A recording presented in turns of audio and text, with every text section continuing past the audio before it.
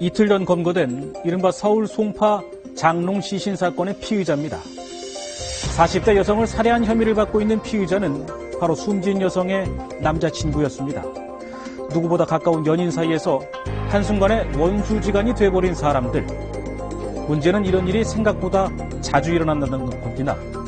통계를 봤더니 최근 5년 동안 연인의 손에 피살된 사람만 무려 300명에 이른다고 합니다. 오늘 뉴스 따라잡기는 연인 사이에서 벌어지는 심각한 폭력과 범죄에 대해 취재했습니다. 지난 3일 서울중앙지법에서는 고 김선정 씨 피살 사건에 대한 공판이 진행됐습니다. 숨진 선정 씨는 지난 5월 세상을 경악해 했던 이른바 20대 여성 시멘트 암매장 사건의 피해자입니다. 딸이 지금 27살인데 우리 아이 살해당하고 나서 지금 재판하는 거예요. 애가 5월 2일 날 죽었고. 선정 씨를 살해한 혐의로 검거된 사람은 다름 아닌 선정 씨의 남자친구였던 23살 이모 씨였습니다. 죄책감 끝에 자수를 결심했다는 이 씨. 피의자가 5월 18일경에 스스로 자살을 시도했고 이후에 자수를 결심하게 됐다고 이렇게 진술하고 있습니다. 여자친구를 죽였다는. 이 씨는 경찰 조사에서 선정 씨를 살해한 다음 시신을 충북의 한 야산에 암매장했다고 털어놨습니다. 곧바로 이 씨가 지목한 야산을 샅샅이 수색한 경찰. 정말로 믿기 힘든 광경이 눈앞에 나타납니다. 마치 공사 현장처럼 단단한 시멘트로 덮여있는 땅. 시멘트를 부수자 끔찍하게도 그 안에서 싸늘하게 식어있는 피해자의 시신이 발견됩니다. 사람의 인적이 많이 드문 외진 숲이었습니다. 사체가 여행용 트렁크에 이렇게 담겨진 채로 구덩이가 이렇게 파진 상태에서 시멘트로 메워졌고.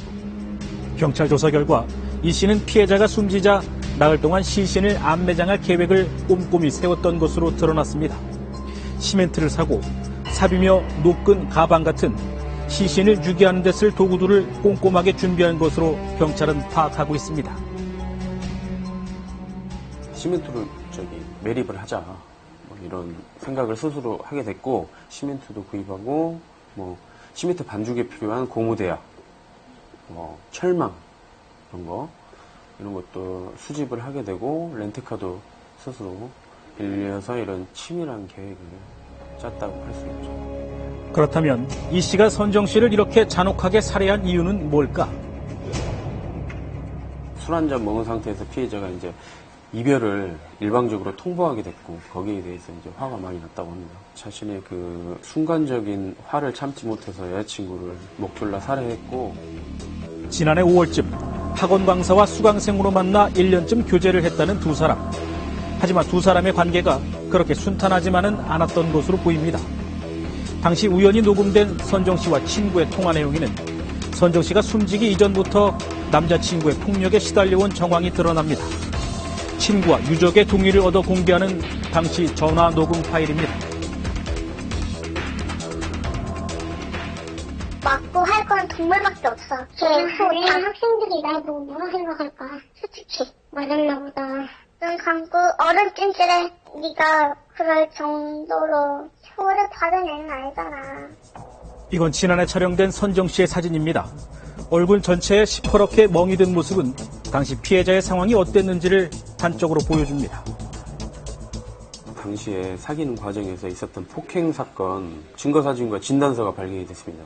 피해자가 약 14일간의 치료를 요하는 뇌진탕도 있었고 오른쪽 손마디가 골절되는 얼굴에 멍도 여러 곳에 들어있는 그런 상황이었고요. 하지만 안타깝게도 선정 씨는 이런 힘든 상황을 쉽사리 벗어나지 못했습니다. 전화하면은 맨날 맞았다고 어떻게 했다고 얘기하니까 헤어지라고 계속 그랬죠. 사람들 많은 데 가가지고 헤어져 말을 하라고. 제가 인천에 살거든요. 인천은 빨리 오라고 정리하고 오라고 계속 그랬죠. 결국 연인으로 시작했던 두 사람의 관계는 불행하게도 살인과 암매장이라는 비극적인 결과로 끝이 나고 말았습니다. 그 집사람이 지금도 곧장 그 잠을 못 자요. 거의 뭐 매일 울다 지쳐 잠이 들고 막 울다가 그냥 또 실신해서 잠들고.